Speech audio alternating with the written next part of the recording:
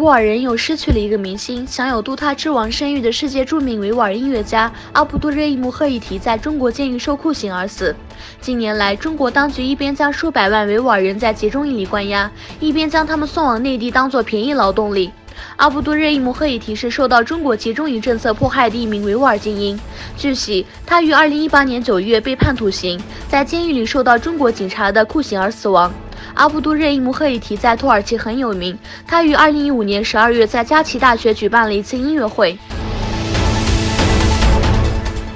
反华示威继续进行，在伊斯坦布尔，斯里维离公正与发展党成员、人权与自由人道主义援助协会和维吾尔人聚集在集市广场，以抗议中国针对维吾尔人的打压政策。在周五的举骂礼拜结束后，数百名示威者聚集在广场举行游行。与此同时，中国驻澳大利亚梅尔本市的总领事馆前也举行了示威抗议活动。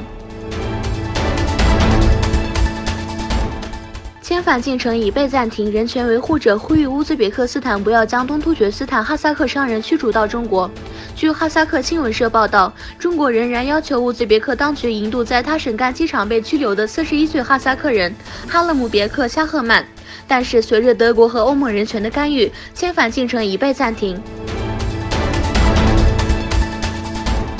哈萨克斯坦批准临海法律地位公约。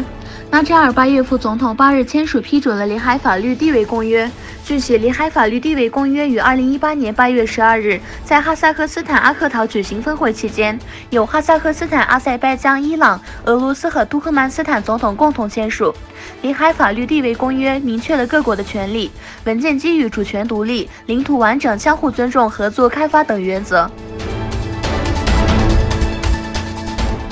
欧盟关于沙特的决议。据报道，欧盟将把沙特阿拉伯列入资助恐怖主义并未能打击洗钱活动的国家名单。据《金融时报》称，欧盟委员会目前正处于完成20多个国家最新名单的最后阶段，这些国家不足以打击洗钱活动。